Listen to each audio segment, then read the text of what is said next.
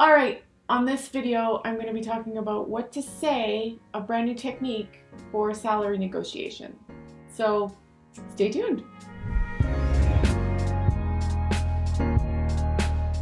All right, salary negotiation is a big topic and it goes deeper than just what to say.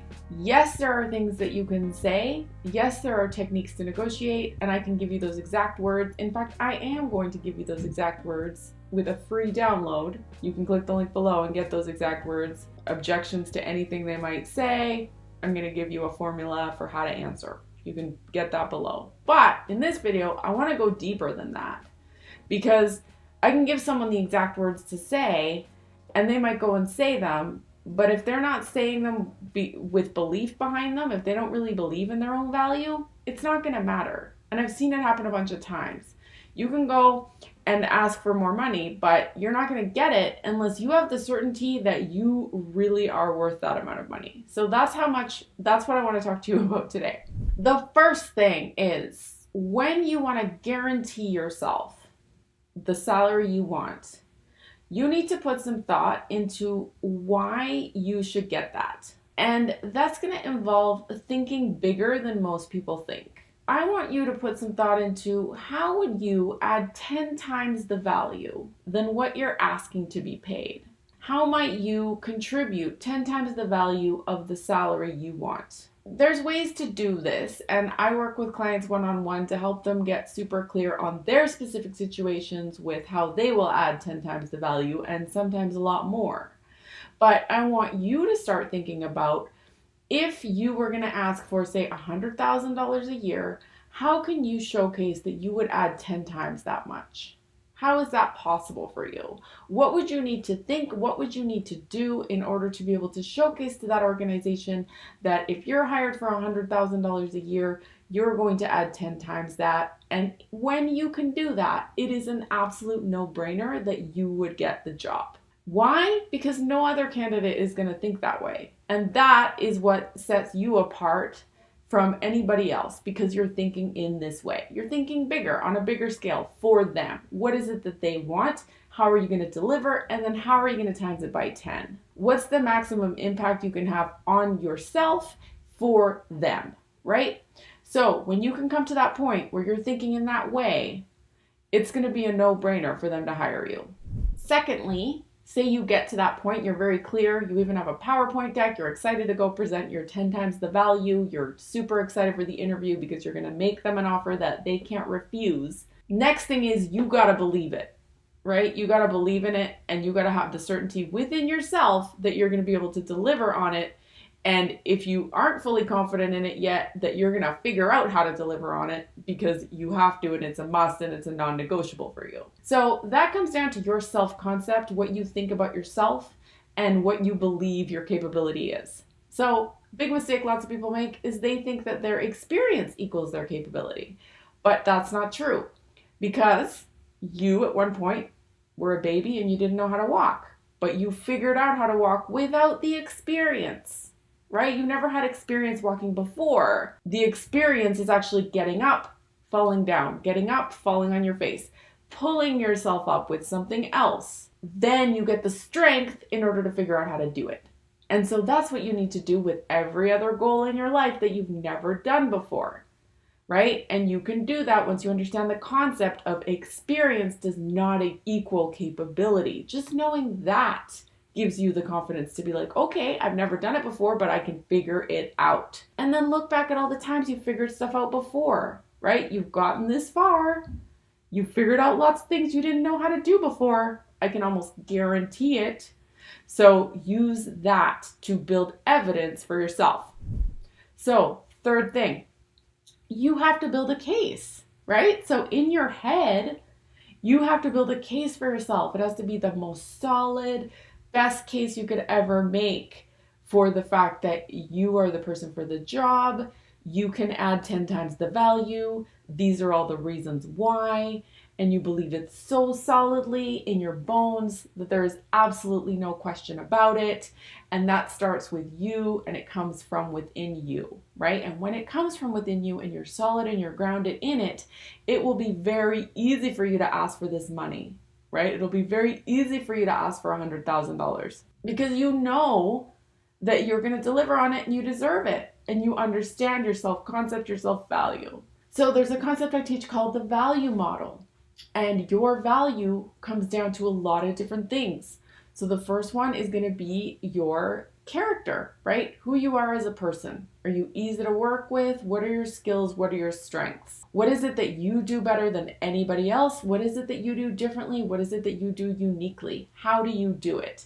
Secondly, your technical skills, your hard skills, your education, your experience. Yes, it counts for something, but it's not everything, and it won't be the make or break if you can sell them on the idea that you're capable. Then it comes down to your potential and your commitment and your willingness. A can-do attitude goes a really long way. So if you're just like, yep, I got it, I will figure that out for you.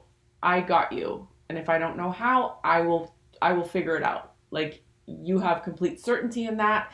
How lovely is it to work with somebody who does that, right? Instead of somebody who was like, oh, I don't really know. I'm not really sure. That's a big mistake people make. They think they want to be realistic and they want to prepare people. They want to set people up for disappointment.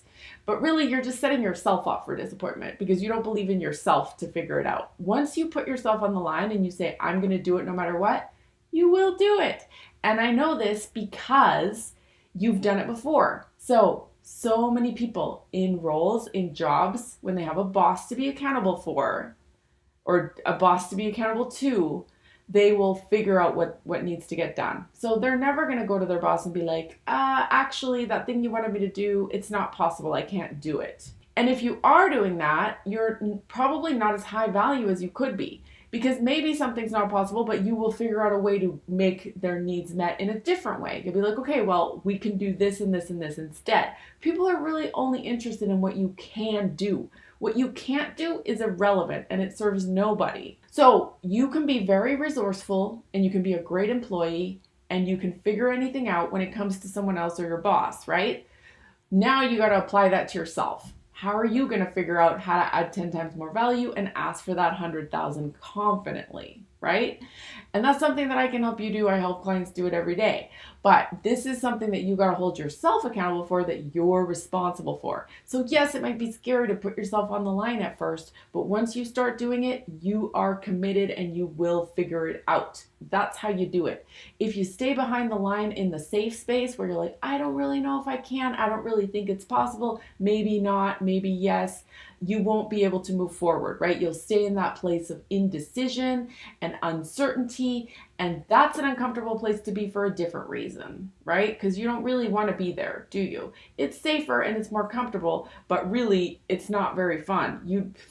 And then I understand being in that place of certainty and putting yourself on the line even before you've done it yet, that's uncomfortable too. But either way, you're going to be a little bit uncomfortable. So what do you want to do? Do you want to pick moving forward and have potentially huge gains, or do you want to pick the safe option and not get anywhere? Because we can guarantee you that the safe option gets you nowhere.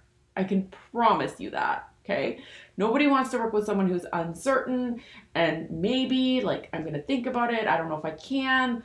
Maybe like, would you rather work with that person or would you rather work with the person like, yes, I will figure that out for you no matter what, I can do it, right?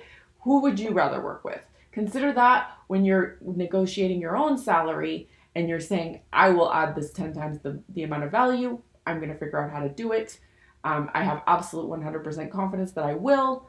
This is how much money I'm asking for because I know I will. The next thing is you want to stay friendly about it, right? So you want it to be a collaborative approach for the salary negotiation, right? So they might say, no, we don't have the budget. And you can say, totally understand. You always want to agree with them first. I totally get it. And I do understand that you don't have the budget. However, I am going to be adding 10 times the value. These are the things I'm going to be doing. I'm going to be an above average candidate for you. And this investment is going to pay off for you in the long term.